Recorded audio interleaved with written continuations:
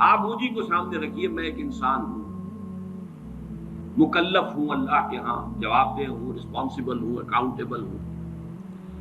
کچھ چیزیں مجھ پر وارد ہوتی ہیں، کوئی مصیبت آ گئی، کوئی تکلیف آ گئی، کوئی بیماری آ گئی، کوئی نقصان ہو گیا، کچھ ہو گیا۔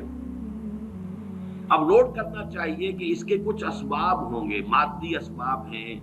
یا کچھ اور لوگ ہیں، کسی نے میرے گھر کو فرض کیجئے کہ کوئی نقصان پہنچانا چاہا ہے، اس نے کام کیا ہے، کسی نے مجھے اٹھا کے پتھر دے مارا ہے، تو یہ سارے فیکٹرز ہیں،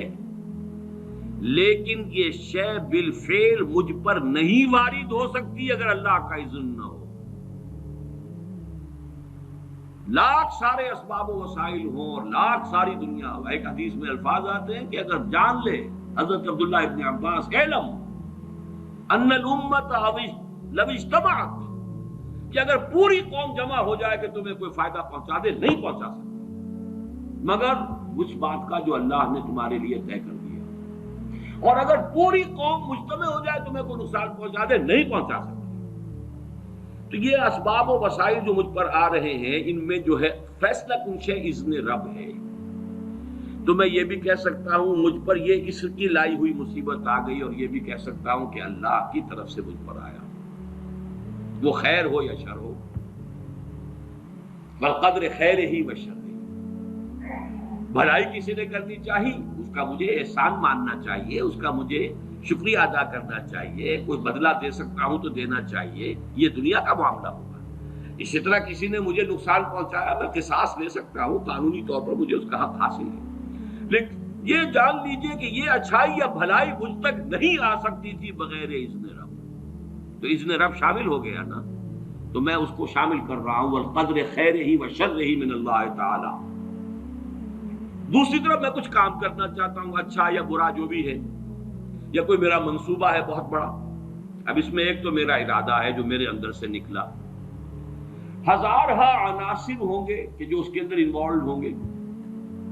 بہت سے مادی وسائل اس کے لیے درکار ہوں گے، اسباب نہ ہو جمع تو یہ کیسے کام شروع ہو سکتا ہے؟ اسباب کرے جمع، خدا ہی کا یہ کام،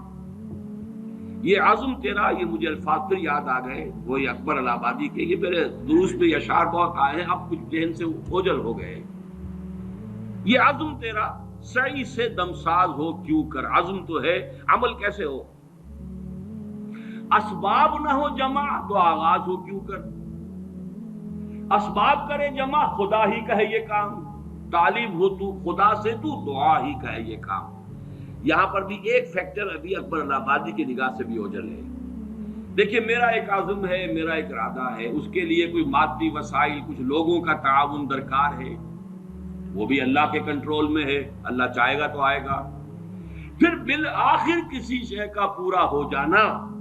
آخری درجے میں پھر اللہ کے اذن کا طالب ہے۔ یہاں تک کہ حضور نے فرمایا کہ جو لقمہ بھی ابن آدم کی حلق سے نیچے اترتا ہے، اب وہ سارا آپ نے اس کے لیے کمائی کی، محنت کی، وہ کھانا پک گیا، آپ کی اہلیہ نے پکا لیا گھر پہ، اب یہ لقمہ اتر رہا ہے، اس وقت بھی اللہ سے اذن چاہتا ہے کہ میں اس کے حق میں غذا کا کام دوں یا زہر بن کر لڑ دوں۔ لہذا میں یہ بھی کہہ سکتا ہوں کہ یہ کام اس طرح ہو گیا، میرے کرنے سے ہو گیا، ان اسباب سے ہو گیا، ان مددگاروں کی مدد سے ہو گیا، اور یہ بھی کہہ سکتا ہوں کہ یہ کام میں نے نہیں کیا، اللہ نے کیا۔ صرف جو ہمیں تلقین کی گئی ہے وہ یہ ہے، خیر وجود میں آ جائے تو اسے اللہ کی طرف منسوب کرو۔ الحمدللہ الذی ہدانا لہذا وما کنا لنہتدی لولا ان ہدانا اللہ، قل حمد، قل شکر، قل تعریف اس اللہ کی جس نے ہمیں ہدایت عطا فرمائی، ہم ہرگز ہدایت نہ پا سکتے اگر اللہ ہمیں ہدایت نہ دے۔ غلطی ہو جائے تو اسے اپنی جانب منسوب کرو، ربنا ظلمنا انفسنا وان لم تغفر لنا وترحمنا لنکونن من الخاسرین۔ شیطنت اس کے برعکس ہے، خیر ہے تو میری، میں نے کی، اور شر ہے تو اللہ تو نے کروایا۔ فبما اغویتنی، اے اللہ تو نے جو مجھے اغوا کیا ہے، تو اب میں ثابت کر کے رہوں گا کہ یہ آدم اس اکرام و تکریم کا مستحق نہیں تھا جو تو نے اس کو عطا کر دی۔ یہ ہے شیطنت، شیطانیت، اور وہ ہے آدمیت۔ غلطی ہو، خرابی ہو، اپنی طرف منسوب کرو، اور اگر کوئی خیر ہے اللہ